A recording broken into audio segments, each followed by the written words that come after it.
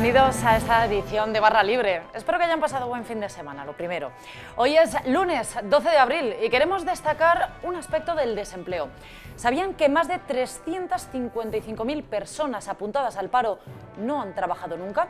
Les explicaremos por qué, esta falta de perspectivas y cómo es posible sostener este sistema. Les planteamos también un debate. ¿Es ético salvar vidas con una vacuna, en este caso la rusa, la Sputnik, que se pudo fabricar vulnerando derechos? Ahí lo dejamos. Además, tenemos entrevista con el eurodiputado de Ciudadanos, Adrián Vázquez, que pelea desde Bruselas por denunciar el rescate de Plus Ultra. Analiza también la crisis de su partido, que según los sondeos se juega la desaparición en Madrid. No se lo pierdan, vamos ya con todo ello.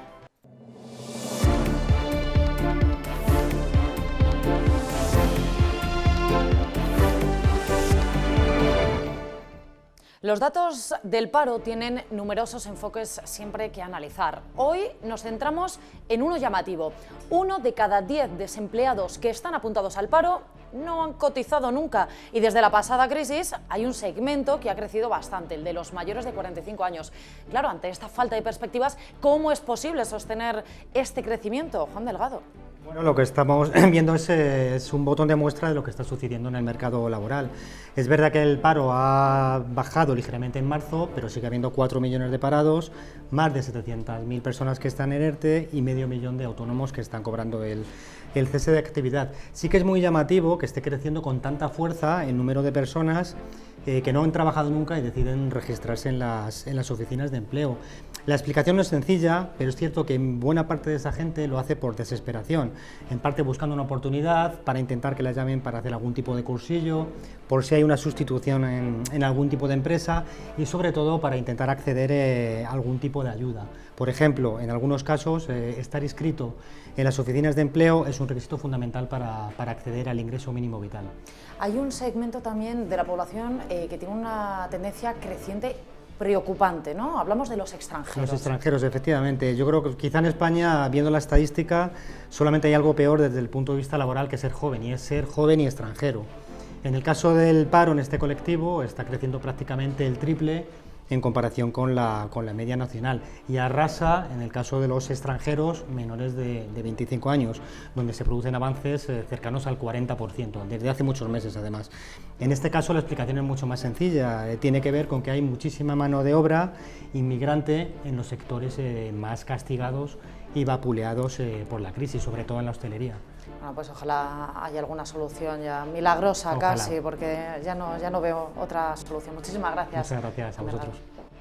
Y esta semana la Agencia Europea del Medicamento inicia la investigación sobre la vacuna rusa. Quiere saber si se desarrolló de acuerdo a los estándares éticos, porque, ojo, sospechan que obligaron a militares y funcionarios a participar en los ensayos clínicos. Claro, la pregunta es, ¿hasta qué punto es ético salvar vidas con una vacuna que se pudo fabricar de esa manera? Borja Negrete. Así es, Ana. La Agencia Europea del Medicamento no solamente evalúa la eficacia y la seguridad de un medicamento, sino que también intenta discernir si se ha elaborado según principios éticos, esos ensayos clínicos, ¿no? Entonces, claro, ahora mismo, esta semana, empieza a estudiar si Rusia, de alguna manera, pudo haber coaccionado a sus militares o a los funcionarios que participaron en el ensayo clínico. ¿Qué pasa? Pues que ahora se pone sobre la mesa una pregunta. ¿Sería ético utilizar una vacuna que ha vulnerado los derechos de los participantes en su ensayo? Pues bueno, hay dos puntos de vista. Nosotros en Voz Populi hemos hablado con el presidente del Comité de Bioética de España, por ejemplo, que asesora al Ministerio de Sanidad, y él, por ejemplo, estaría en contra de usar esa vacuna, es decir, él se opondría a que España comprase la vacuna rusa si se demuestra esto. Luego hay otras posiciones más utilitaristas que defienden que una vez que ya el hecho se ha consumado, es decir, ya se ha producido ese daño moral, pues que lo suyo es que se beneficien las personas, es decir, que salvemos vidas, dado el contexto de pandemia en el que nos encontramos. Y Borja, hay controversia por el uso de la vacuna Sputnik. Varios países europeos, entre ellos Alemania, ya están explorando la posibilidad de adquirirla, pero hay dudas en muchos aspectos, ¿no? Sí, la vacuna rusa ha ido siempre acompañada de algunas preguntas. Lo primero fue cuando, no sé si os acordáis, pero en agosto la Agencia Rusa del Medicamento ya aprobó la vacuna rusa a pesar de que no había terminado el ensayo en fase 3. Y aún así ya lo aprobaron. Esto pues levantó muchísimas dudas y además no tenían ningún dato publicado sobre los ensayos. ¿Qué ocurrió? Pues ¿qué ha ocurrido más recientemente? Bueno, se publicó en The Lancet, en la revista médica, pues los resultados de los ensayos y la verdad que la comunidad científica internacional se quedó más tranquila y parece que los resultados, tanto de eficacia como de seguridad, avalarían el uso de esta vacuna, ¿no? Pero claro, hay otra pregunta. ¿Por qué tan pocos rusos se han puesto la vacuna? Es decir, ¿por qué un país que produce su vacuna no tiene pues una población vacunada a alto nivel como es Estados Unidos, por ejemplo? Pues de momento lo único que sabemos, gracias a algunos medios como la BBC, es que la población no se fía de su propia vacuna. Es decir, que los propios rusos tienen miedo de vacunarse con Sputnik V por los efectos adversos. Claro, esto de momento no lo podemos saber y también hay que decir que hay 59 países que han comprado ya esta vacuna. Así que bueno, habrá que ver qué dice la EMA y que la EMA nos diga si es científicamente segura y si fue ético su investigación. Eso es, que lo digan los expertos, que aquí se genera a veces demasiado debate quizá con los políticos. Pues Borja Negrete, muchísimas gracias. A ti. Bueno, y estos son mis principios, y si no le gustan, tengo otros, dijo Groucho Marx. Pablo Iglesias ha incumplido el código ético de Podemos al cobrar la indemnización de 5.300 euros al mes que le corresponden por su puesto de vicepresidente, un puesto que él mismo, por cierto, abandonó de manera voluntaria. El reglamento de su partido, que entró en vigor tras el tercer congreso de 2020, declara la obligación de no percibir ninguna remuneración una vez finalizada su designación en el cargo. El director de este periódico, Álvaro Nieto, nos da el comentario del día.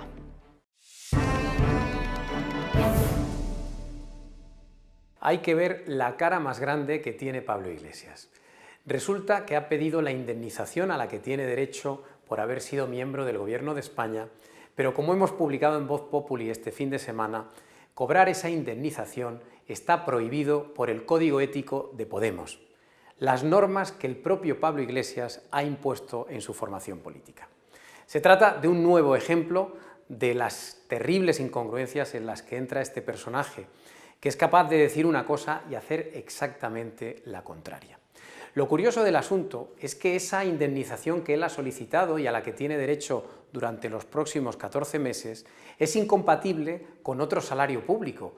Por tanto, si consigue escaño después de las elecciones del 4 de mayo, solo caben dos posibilidades: o que renuncie a la indemnización o que no acabe aceptando el puesto de diputado autonómico en la Asamblea madrileña.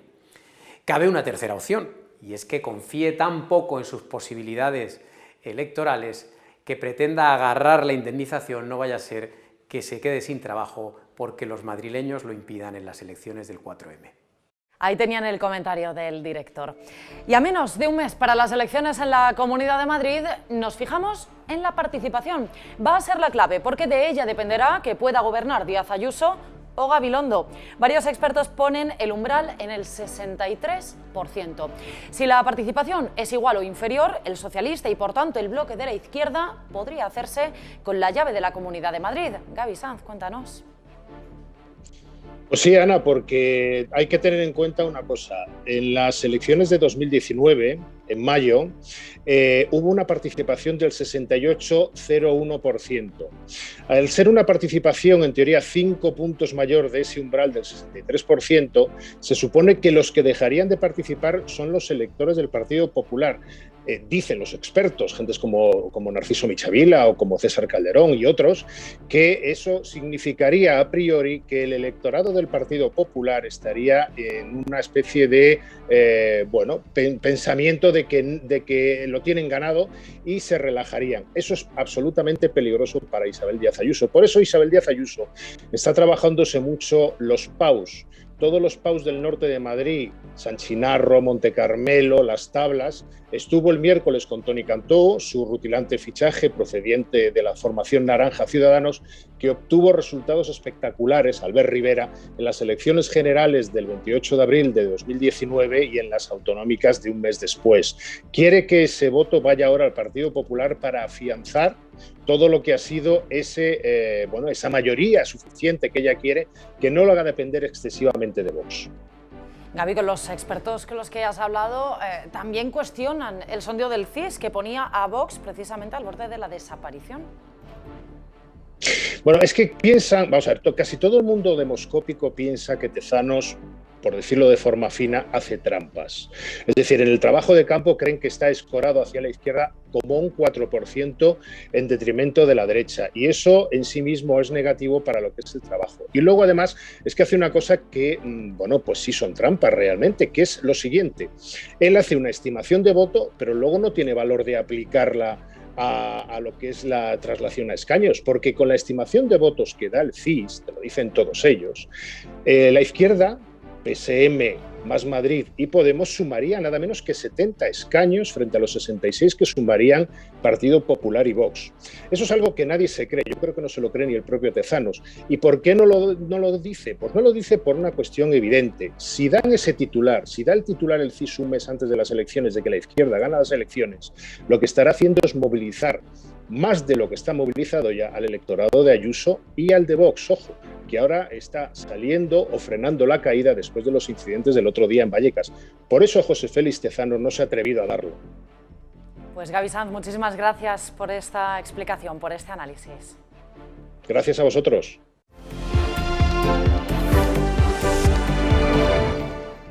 Y hoy está con nosotros Adrián Vázquez, eurodiputado de Ciudadanos en el Parlamento Europeo. Bienvenido, gracias por estar aquí. Nos acompaña en la entrevista Antonio Rodríguez. Hola, ¿qué tal? Bueno, Adrián, ustedes han sido de los que más han denunciado el caso de Plus Ultra ante el Parlamento Europeo, han denunciado el mal uso de dinero público, también han enviado una carta a la comisaria Vestager. ¿Confía en que la Comisión Europea se pronuncie sobre este caso? Bueno, pronunciar se va a tener que pronunciar porque es una pregunta parlamentaria y por lo tanto la Comisión tendrá la obligación de responder. No solo hemos denunciado el caso de Plus Ultra, también hemos denunciado los intentos de socavar la libertad y la independencia del Consejo General del Poder Judicial. Hemos preguntado numerosas veces a la Comisión sobre algunas informaciones que salían del Gobierno, como el IVA de las mascarillas, que sabíamos que no era cierta. En ese sentido, no nos queda otra a Ciudadanos del Parlamento Europeo que tener que utilizar las instituciones europeas para aclarar y, sobre todo, para desenmascarar algunas decisiones que está tomando este Gobierno. ¿Le consta que haya alguna investigación abierta por parte de la Comisión Europea? No me consta porque yo entiendo que la pregunta la presentó mi compañero Luis Garicano a principios de semana o la semana anterior y suelen tomar entre 4 a 6 semanas la respuesta. Y que antes de responder, por supuesto, la Comisión hace el trabajo pertinente, entonces no me consta. ¿Cree que este caso de Plus Ultra podría afectar de alguna manera la llegada de los fondos europeos? Yo, obviamente, lo que creo es que va a afectar a la imagen de España y de su gobierno, en el caso de que se confirme que ha habido una mala utilización de estos fondos. También hay que dejar claro que la gestión de estos fondos depende del Estado miembro, pero si hay un mal uso de esos fondos, al final, tarde o temprano, esto va a salir a la luz y eso no va a afectar, no va a ser nada bueno para la imagen de nuestro país y, sobre todo, para el nombre del gobierno, que al final es quien negocia todo en Bruselas. Usted ha sido testigo del proceso de compra de las vacunas por parte de la Comisión Europea. ¿Visto con perspectiva, fue acertada esa decisión? Creo que fue muy acertada que se centralizase la compra, pero también hay que decir que no fue una decisión de la Comisión Europea. La Comisión Europea no tiene competencias sanitarias, solo de coordinación y siempre y cuando sea a petición de los Estados miembros. En este caso hubo una petición de los Estados miembros para que la Comisión las coordinase. ¿Y por qué eso es importante? Yo siempre pongo el mismo ejemplo. Si al final tú vas al frutero con tu vecino y necesitas un kilo de patatas, solo queda 1 kilo y tú tienes más dinero que tu vecino, ¿quién se lo lleva? El que más dinero tiene. Eso habría generado una ruptura tremenda entre los Estados miembros ricos, que se podrían haber pertrechado del número de vacunas que hubiesen querido, y los pobres que no podrían haberlo hecho. Por lo tanto, la decisión ha sido buena. Algunos países y comunidades autónomas miran ya a la vacuna rusa. ¿Es una ventana de oportunidad o un trampismo, como dicen algunos? Yo creo que es caer otra vez en la trampa de Putin. O sea, Putin al final lo único que ha intentado desde el principio, con sus fake news, con su, por ejemplo, apoyo del secesionismo, del proceso independentista catalán, del Brexit, es romper la unidad de la Unión Europea y que también puede generar una ruptura dentro de las comunidades autónomas. Es una vacuna que, por lo que nosotros sabemos, no sabemos qué capacidad de producción tiene. No sabemos qué tipo de exámenes internacionales ha pasado. No entendemos que si tienen tantas para vender a tantos países, como están intentando, que eso en Rusia no hayan llegado ni al 5% de vacunación y según sus datos, que como sabéis no son del todo creíbles. Por lo tanto, yo creo que entrar en este juego es caer en la trampa de Putin. Entiende que haya habido críticas hacia la Comisión Europea por la estrategia de compra masiva o conjunta de vacunas. ¿Hay algún fallo? ¿Se puede extraer alguna conclusión? Ha habido fallos, pero también, antes de nada, hay que decir que en la gestión de una pandemia como esta es imposible acertar. Es muy complicado acertar. Lo que sí es cierto es que la Comisión Europea tuvo que ser mucho más claro y vehemente a la hora de cerrar ciertos contratos, pero también es cierto que esos contratos y en la compra de vacunas, dependiendo de qué marcas o de qué farmacéuticas, eran petición de los propios Estados miembros. Y siempre pongo el mismo ejemplo. Hubo 3 Estados miembros que ellos, en la negociación de la compra coordinada, querían sobre todo un tipo de vacuna, y resultó que era AstraZeneca.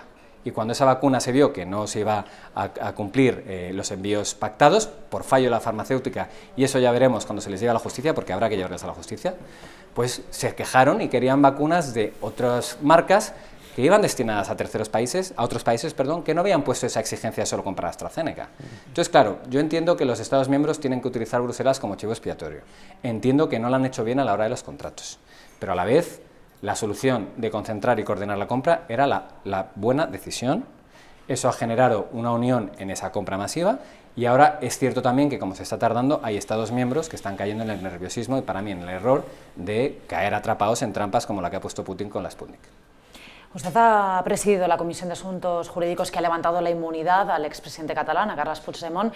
En ese proceso hemos sabido que hubo bastante consenso entre los principales partidos, Partido Popular, Partido Socialista y Ciudadanos, en este caso, los mayoritarios. ¿Echan falta quizá esa unidad de acción aquí en España? Hubo mucho consenso, pero porque era un elemento puramente parlamentario y reglamentario. Es decir, nosotros en el Parlamento Europeo, en la Comisión de Asuntos Jurídicos que yo presido, cuando tratamos inmunidades solo tenemos que ver 2 elementos claros, ¿no? que los define el reglamento. Uno es si la petición de investigación o de enjuiciamiento de uno de los diputados es por una decisión o un voto o una declaración que haya hecho en sede parlamentaria, o si existe la intención de persecución política en base a su actividad como europarlamentario. Nada más. No es algo con lo que se pueda hacer política. Entonces, en ese caso, Partido Socialista, Partido Popular y nosotros sí tuvimos una buena coordinación para intentar explicar a los colegas europeos cuál era la situación. La pena fue ver a un partido de gobierno como Podemos haciendo todo lo contrario, socavando, hablando mal de España, poniendo en duda nuestra separación de poderes, reventando la realidad del Estado de Derecho en nuestro país, dañando la imagen de España, como hizo el vicepresidente de aquellas, Pablo Iglesias, en medios internacionales, y eso fue lo malo, porque claro, yo me imagino que a muchos diputados del PSOE, cuando iban a convencer a un diputado socialista finlandés, le preguntaría, pero si usted está en gobierno con unos que están diciendo exactamente lo contrario, ¿qué me está usted contando? Entonces, al final salió bien en el sentido de que la gente, la mayoría del Parlamento Europeo, con una transversalidad muy notoria y un buen resultado, vieron que claramente no había ningún tipo de persecución política ni se les estaba queriendo llevar a juicio por sus ideas, sino por sus actos, y hubo un voto mayoritario y muy transversal. También es cierto que allí es más fácil trabajar de manera conjunta y transversal, sobre todo en nuestro caso con Partido Popular y Partido Socialista, en los casos de país. Y yo me llevo muy bien con ambos lados y trabajo muy a gusto con ambos lados. Pero hay ciertas cosas, sobre todo en el caso de separación de poderes, algunas burradas que se han querido hacer aquí con el Consejo General del Poder Judicial, etcétera, que yo por ahí no paso. Y eso al final pues sí te puede generar algunas tiranteces con diputados socialistas. Claro, precisamente hemos escuchado recientemente frases de Pablo Iglesias cuestionando el Estado de Derecho en nuestro país. ¿Hasta qué punto afecta esto a todo el proceso de extradición? Cuando tú ves a un vicepresidente, hay que pensar que un diputado alemán o un rumano ve a Pablo Iglesias vicepresidente de España, pero no tiene por qué saber que es un populista peligroso de Podemos. Simplemente ve a una figura institucional, el segundo, de a bordo del gobierno, diciendo barbaridades de su propio país. Entonces, claro, es que eso lo que te hace es te revienta el discurso y el argumento de que en mi país no metemos a la gente en la cárcel por sus ideas. Entonces, que tengas a un vicepresidente haciendo eso constantemente en medios internacionales, y no solo eso, sino que fue al grupo de la izquierda unitaria en Bruselas y dijo estas barbaridades en su propio grupo. 50 diputados. Entonces, claro, es que es tirarte piedras, bueno, no piedras, cañonazos contra tu propio tejado. Ciudadanos vive una crisis interna. ¿Cómo has vivido desde Bruselas toda esta crisis de la moción de censura en Murcia y luego las elecciones anticipadas aquí en Madrid? Pues es que a mí justo me pilló en el momento álgido de las inmunidades. Entonces, sinceramente, me he centrado sobre todo en el trabajo parlamentario en Europa, que es lo que yo me vengo dedicando los últimos años, y a mi trabajo como europarlamentario. Sí es cierto que desde la distancia, pues bueno, obviamente la decisión y lo que sucedió en Murcia ha tenido unas consecuencias, y ya no voy a entrar en temas de partidos, sino en temas nacionales, que no era, yo creo, el momento para dar esta imagen a la ciudadanía, todo este impacto político a todos los niveles y con todos los partidos que ha venido detrás. Y en ese sentido sí hubo un momento que yo como representante público pues sentí cierto, bueno, pues no me sentí bien con la imagen que daba la política al ciudadano, ¿no? Hasta ahí puedo decirte. ¿Hay espacio para la recuperación en Ciudadanos? O sea, yo creo que el centro es fundamental y el centro al final modera a los lados. Y todo lo que sea moderación y todo lo que sea intentar centralizar por un lado al PP y por otro lado al PSOE es fundamental en un ambiente que está tan polarizado, que todo hay que decirlo gracias al señor Sánchez en particular, que yo creo que somos más necesarios que nunca, porque si no volvemos a romper España en dos partes y todos sabemos cómo acaba eso. Claro, usted vivió la desintegración de UPyD. ¿Es comparable en algún punto con la situación actual de Ciudadanos?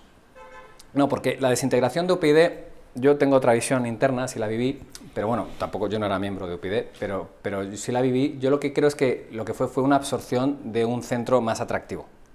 Entonces era la irrupción de Ciudadanos a nivel nacional que propuso a UPyD ir de la mano, ir juntos, porque era una ola que estaba creciendo, que realmente había una necesidad de centro en España, y lo vimos en las siguientes elecciones generales, y yo creo que fue una absorción del centro, ¿no? Ahora yo creo que es distinto por lo que os digo, porque de aquellas había una necesidad de multipartidismo, de un centro fuerte, ahora toda la crispación lo que está generando es de nuevo bloques. Entonces, cuando hay una política de bloques y hay una polarización tan brutal como la que estamos viviendo a todos los niveles, incluido medios de comunicación, pues al final el centro sufre, es normal, pasa aquí y pasa en cualquier otro país.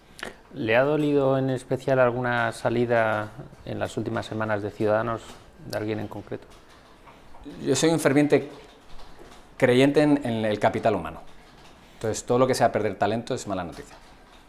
¿Y qué le diría a aquellos de Ciudadanos que se están pensando pasar al Partido Popular? ¿A cargos públicos? Sí. Bueno, pues con cargo público no puede pasarse a ningún partido. Si quiere dimitir y irse a otro partido, pues es una decisión que yo respeto totalmente, que no comparto, pero respeto, pero aquella persona con un acta no puede pasarse a otro partido, es tan simple como eso, porque eso realmente es engañar al votante. Pues Adrián Vázquez, muchísimas gracias por estar aquí con nosotros, por darnos esta Gracias a vosotros, entrevista. un placer. Se le conoce como el oro verde. Les hablamos del cannabis medicinal. Cada vez es más frecuente encontrar en la industria farmacéutica y de la cosmética productos que contienen cannabidiol, que es un componente natural presente en esto, en el cannabis. Clara García, hablamos de un negocio en expansión. ¿De qué cifras estamos hablando? Bueno, sí, como dices, es un compuesto natural no psicoactivo derivado de esta planta y cada vez es más común encontrarlo en productos, en cremas, en champús, pero también en la industria farmacéutica. Se calcula que de aquí a 2024 crecerá en torno a un 150% la presencia de este tipo de productos y que esto reportará cerca de 1.678 millones de euros en ventas. Vamos a tener que irnos acostumbrando, ¿no? Un 150% de crecimiento de aquí a 3 años, pero lo cierto es que en España ya existen fármacos que contienen cannabidiol, ¿no? Sí, actualmente en nuestro país solo hay dos, que son Sativex, que es para personas con esclerosis múltiple, y Epidiolex, que es para tratar la epilepsia. Estos son los dos únicos aprobados por la Agencia Española de Medicamentos y Productos Sanitarios. Y hay mucho debate sobre el uso terapéutico del cannabis, mucho debate en Europa, también lógicamente en España. ¿Cómo está la legislación y qué perspectivas tenemos? Pues es verdad que en nuestro país vamos un pelín retrasados con respecto a otros países de Europa, como Alemania, Italia y Francia, que sí que están impulsando un poco que el cannabis se pueda utilizar terapéuticamente hablando, digamos. Y en nuestro país, bueno, recientemente la ministra de Sanidad en el Congreso se pronunció sobre este tema a preguntas de un diputado y dijo que hasta que no se demuestre que realmente es beneficioso para las personas con ensayos clínicos y demás, que no se va a aprobar. Pero bueno, aunque no está aprobado en nuestro país el uso terapéutico, sí que está permitido producirlo y hay una empresa, por ejemplo, que se llama Lineo Health, que es, digamos, la número 1 en esta industria y es de Juan Abelló y ellos sí que lo pueden comercializar. Bueno, pues Clara García, muchísimas gracias. Este artículo lo pueden leer, no lo olviden, en la web de vozpopuli.com. Hasta aquí esta edición de Barra Libre. Ya saben que nos pueden leer en la web, también síganos en el canal de YouTube y escúchennos en Spotify o en la aplicación podcast de su teléfono móvil. Nosotros regresamos mañana con más temas. Cuídense.